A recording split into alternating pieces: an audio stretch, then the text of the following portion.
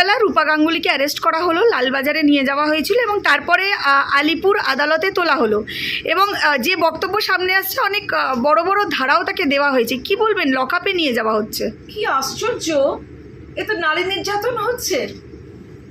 আমাদের মুখ্যমন্ত্রী নাকি আন্দোলনের নেত্রী, না আন্দোলন থেকে উঠে এসেছে, আন্দোলনকে এইভাবে নির্মমভাবে প্রতিহত করা হচ্ছে, এটা তো নারী নির্যাতনই হচ্ছে। ওই রূপা আমার বহু পুরনো বন্ধু, অনেক কাজ করেছি আমরা একসাথে, অনেক গল্প গুজব, আর ওর লিডারশিপ কোয়ালিটি ওর মধ্যে আছে। ওখানে মাঝরণিতে ওইখানে ওর বাড়ি, ওখানেও যাবে না কারণ তাদের মহিলা মোর্চার মেয়েদের ডিটেইন করা হয়েছে, ও যাবে না। তার মানে চুপ করে থাকতে হবে সবাইকে? আপনারা কেন চুপ করে থাকেন না?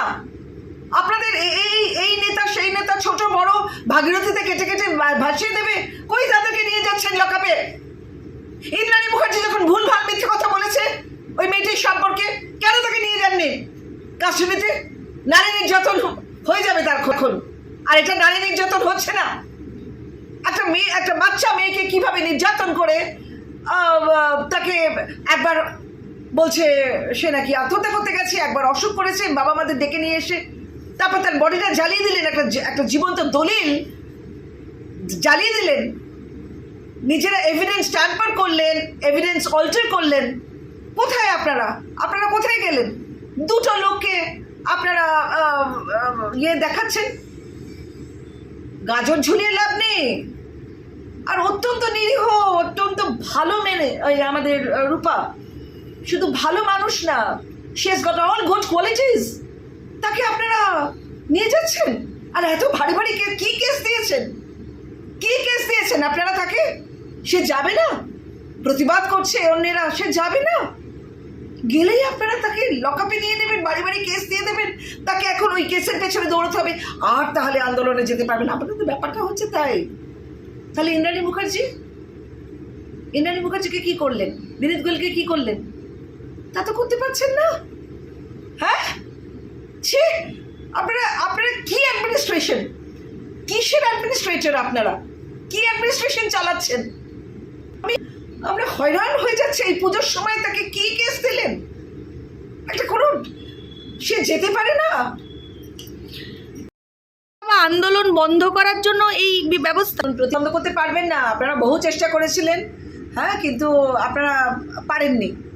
আপনাদের কথা না শুনে জুনিয়র ডক্টরসদের থেকে শুরু করে সারা পৃথিবী যে দিদিমাটি তার গোপাল বুকে নিয়ে হেঁটেছে, আপনি সেই আন্দোলন বন্ধ করতে পারবেন?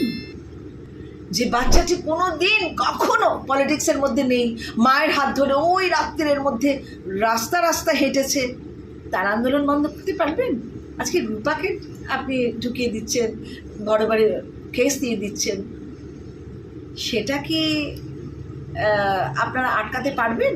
রূপাকে তার মানে আর কোনোদিন আন্দোলন করবে না, ওই বড় বড় কেসের পেছনেই দৌড়াবে, আরও বেশি করে ঝাঁপিয়ে পড়বে আপনাদের বিরুদ্ধে প্রতিবাদ করার জন্য। পাপিয়াদি, সরকারের ভয়টা ঠিক কোথায়? কেন তারা আন্দোলন বন্ধ করতে চাইছে? কারণ প্রতিবাদ করা এবং আন্দোলন করাটা একটা নৈতিক অধিকার, গণতান্ত্রিক অধিকার। ভয় পাচ্ছে কেন? যেখানে আদালত বলেছে যে মানে শান্তিপূর্ণভাবে কোনো আন্দোলন সেটা করতে দিতে হবে, করতে পারা যাবে। হাইকোর্ট থেকে সেই রায় দেওয়া আছে। হাইকোর্ট থেকে যদি রায় দেওয়া থাকে আপনারা জানেন না? আপনারা তো মুখ্যমন্ত্রী তো জায়গায় জায়গায় ঢাক বাজাচ্ছেন, নাচছেন, গাইছেন। ওই অভয়ের মা বাবাকে আপনারা কি উত্তর দেবেন? আমি নাচছি, আমি গাইছি, আমি উৎসবে, আর সবাই সব হয়ে পড়ে থাকবে, আপনারা উৎসব করবেন? হ্যাঁ, হাইকোর্ট বলে দিয়েছে যে শান্তিপূর্ণভাবে আন্দোলন করা যায়, তো সেইটা আপনি মানবেন না? রূপাকে নিয়ে গেলেন, এরকম রূপার মতো আরও অনেকে আছে, তাদেরকে সবাইকে আপনারা ভরে দেবেন। তারপরে যারা সেলিব্রিটিরা কথা বলছেন, অত্যন্ত নিরীহ, তারা কোনোদিন কথাবার্তা বলেনি, অত্যন্ত নিরীহ